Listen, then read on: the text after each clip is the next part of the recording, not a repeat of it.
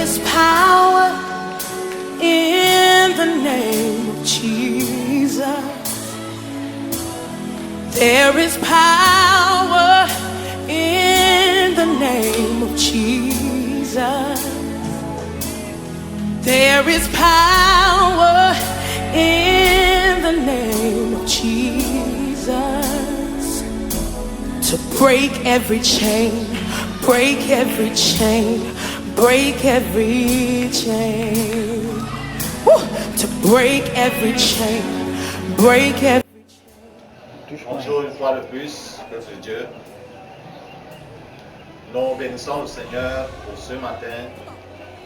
Dieu nous accorde ce privilège d'être en sa présence et d'évoluer dans ce culte à sa gloire.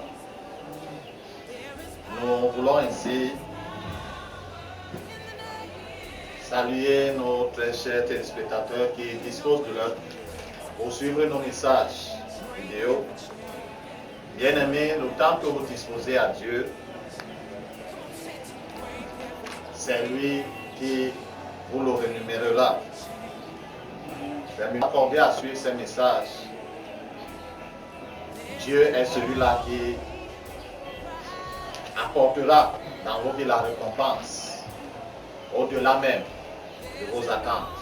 Alléluia. Ainsi, ce matin, par sa grâce, nous voulons mettre un point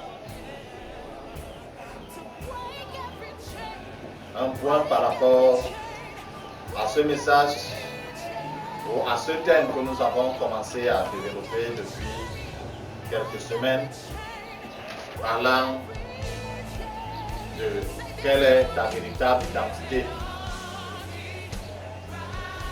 Nous nous questionnons sur ce point depuis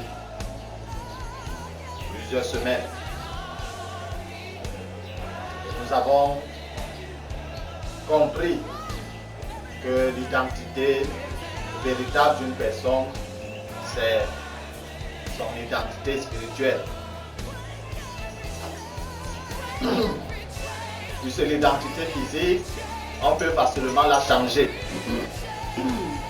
Il suffit de quitter de sa nation d'origine, aller dans une autre nation, et selon les termes de la constitution de cette nation, après un nombre d'années, on peut attribuer une nouvelle identité ou l'identité ou la nationalité de ce pays.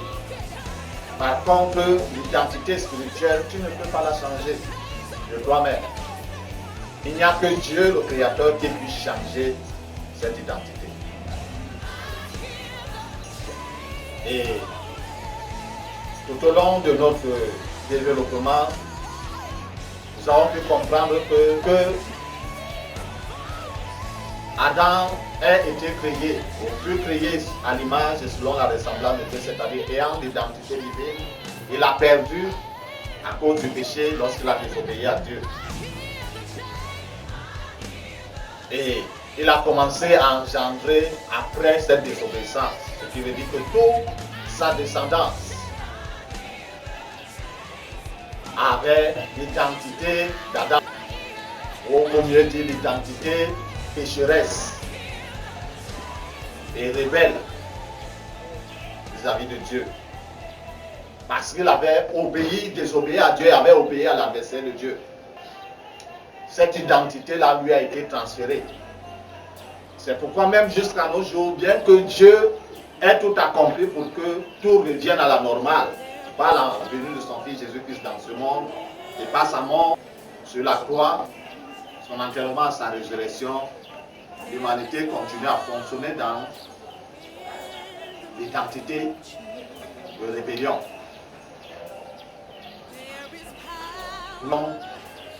Dans nos vies de chaque jour, dans la société tout autour de nous,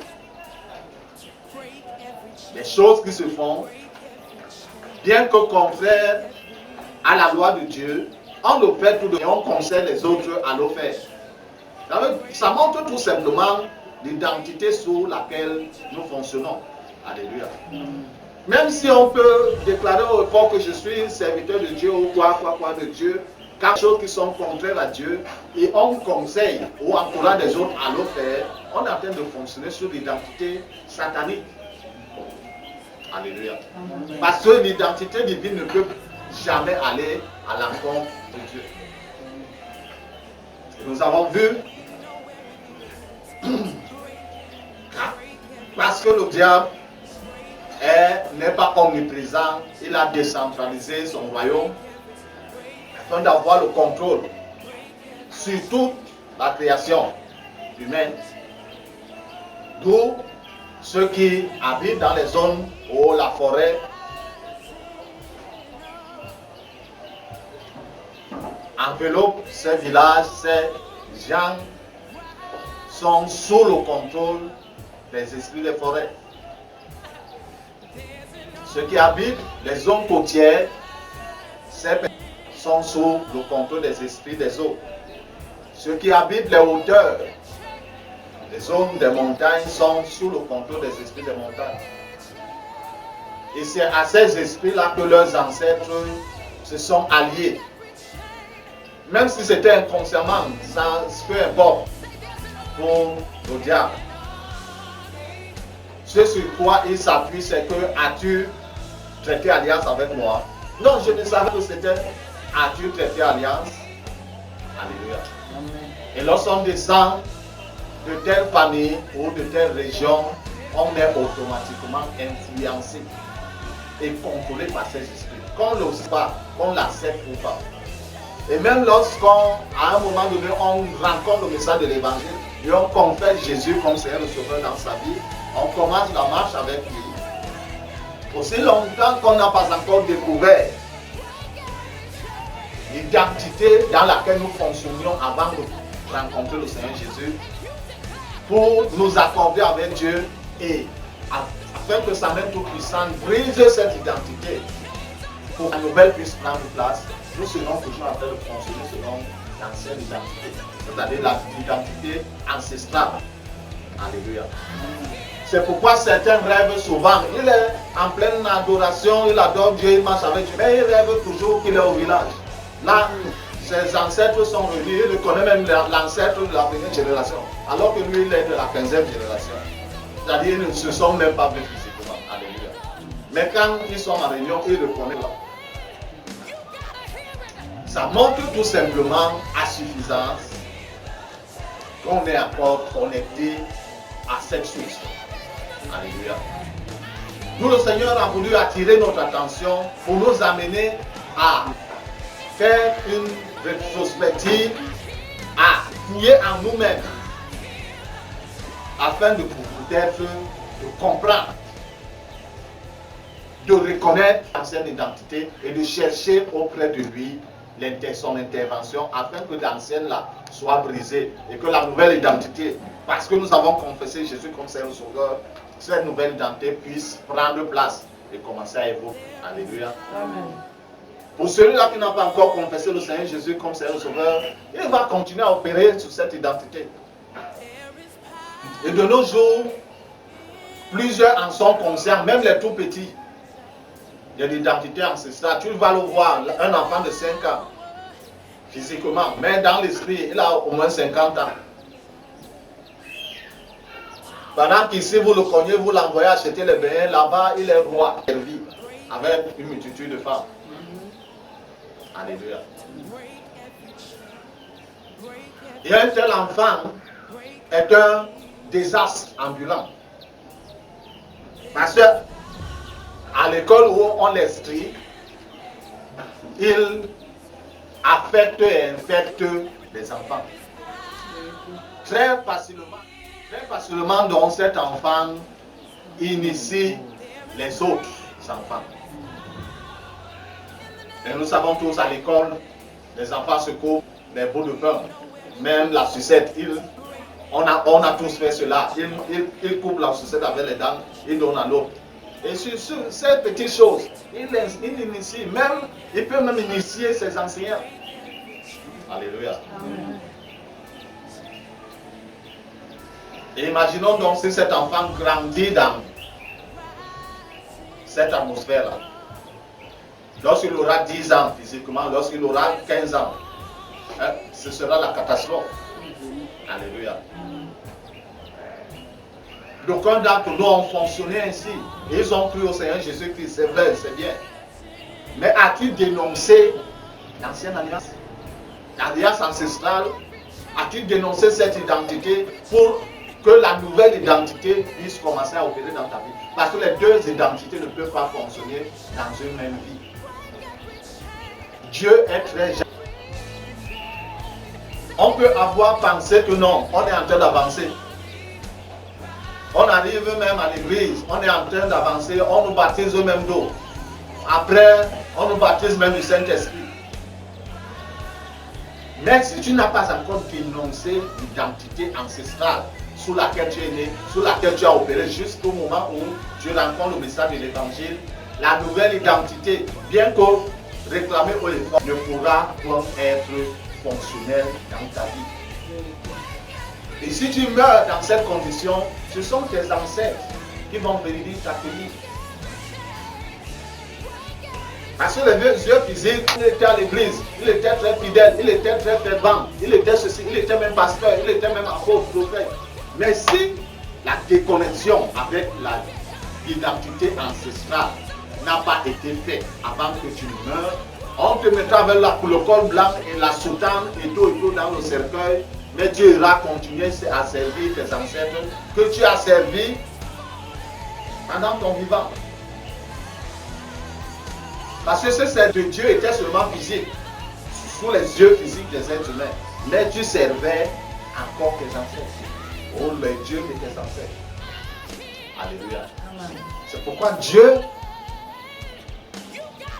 prie haut et fort pour que chacun d'entre nous s'arrête à un moment et sonde sa vie.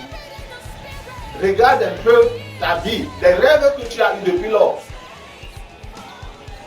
Tu pourrais ainsi voir reconnaître quelle est ta véritable identité. C'est vrai, Dieu dans sa miséricorde peut nous montrer des choses.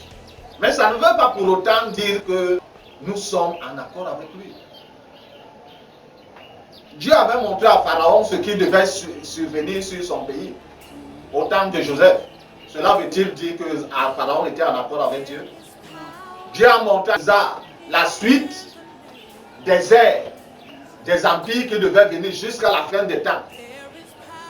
Est-ce que cela veut-il dire que Nebuchadnezzar était en accord avec Dieu? Parce que quelques temps plus tard, il a érigé, il a dit qu'on adore la statue qui était faite à son image. Alléluia. Quelqu'un qui est en accord avec Dieu ne peut jamais le faire.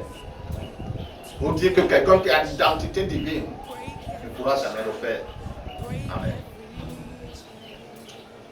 Nous allons lire deux versets qui sont le plus souvent proclamés au fort, sans toutefois que nous comprenions la signification de ces versets. Alléluia. Dans 2 Corinthiens au chapitre 5, le verset 17.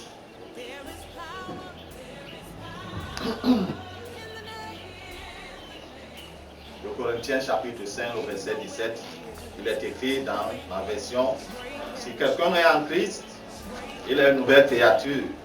Les choses anciennes sont passées, voici toutes choses sont devenues nouvelles. Alléluia. Lisons également dans 1 Pierre, au chapitre 2.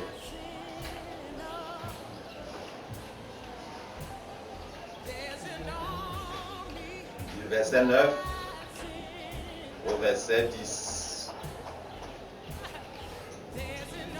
C'est écrit dans ma version.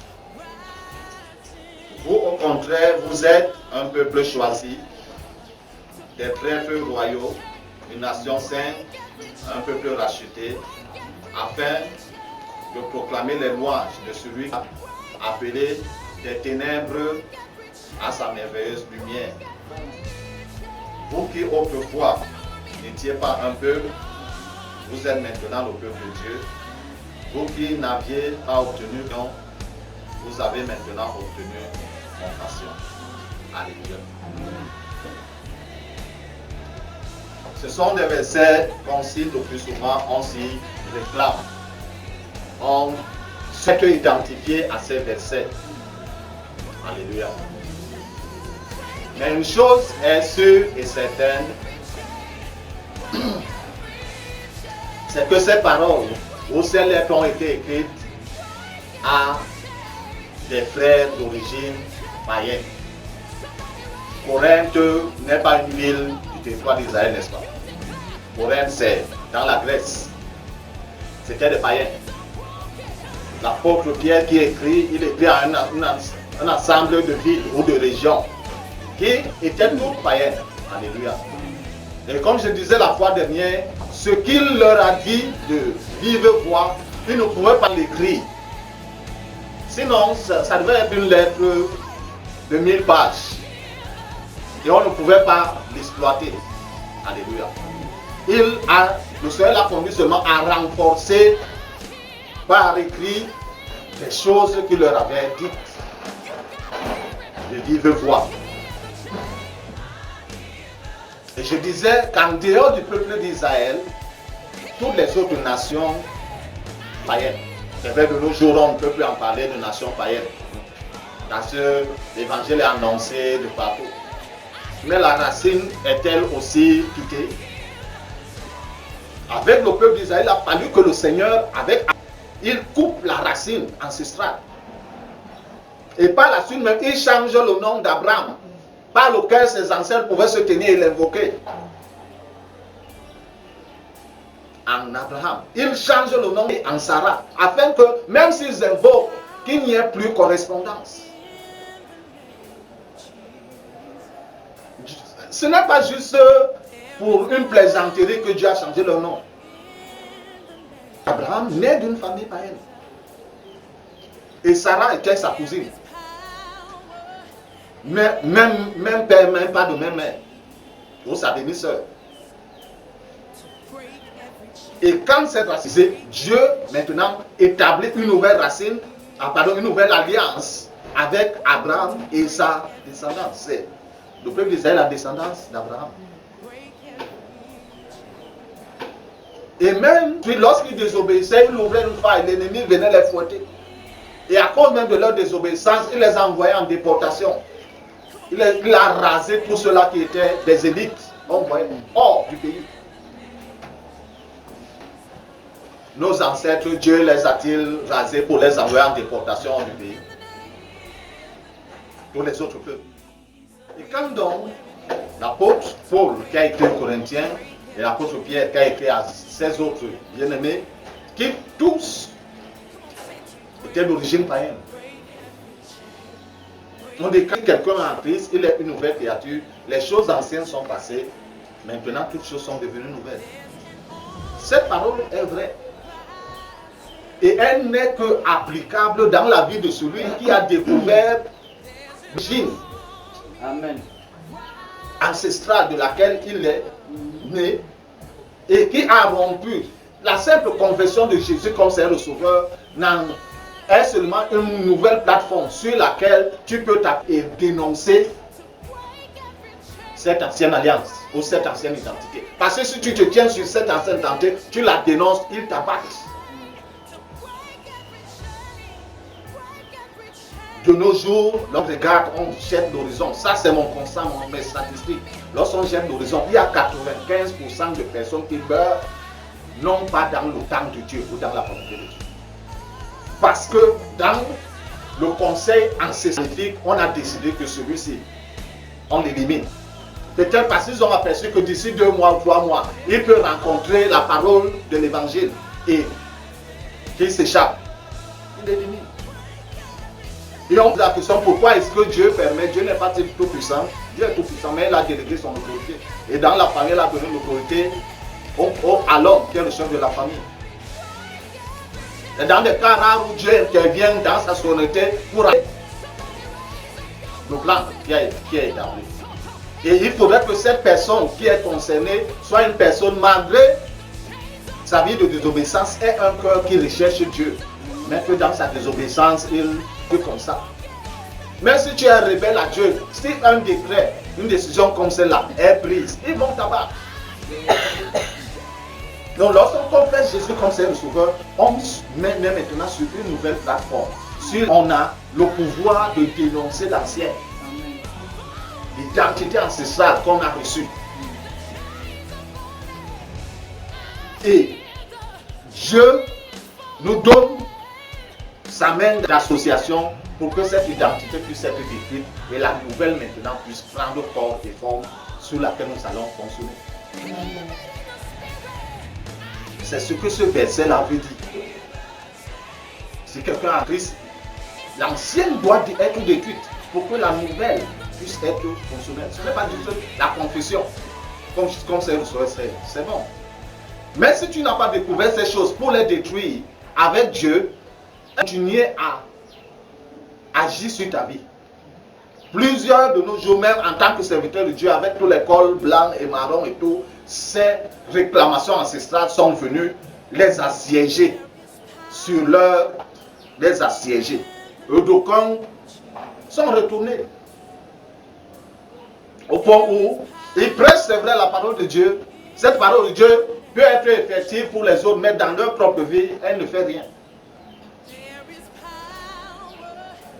D'aucuns, non seulement ils sont attachés à l'alliance ancestrale, mais sont également partis s'attacher à d'autres alliances. Des autres particulièrement. Ils se sont rendus compte que j'avance, je suis bloqué. Mon ministère est bloqué. Et on leur a donné une suggestion. Tu peux faire comme ceci, tu vas avancer. Il avance aux yeux physiques, mais dans l'esprit, il est très loin. L'autre, l'apôtre Pierre, nous dit que nous, au contraire, nous sommes une race choisie. Nous sommes un sacerdoce royal et tout ce que ça suit. C'est des paroles vraies, mais qui ne s'appliquent que lorsque l'ancienne base, tu ne peux pas avoir un verre plein d'eau et y ajouter encore quelque chose. En fait, quand le verre est vide, c'est l'air qui est plein. Pour que l'eau entre dans ce verre, il faudrait que l'air puisse sortir. Si l'air ne sort pas, l'eau ne peut pas entrer.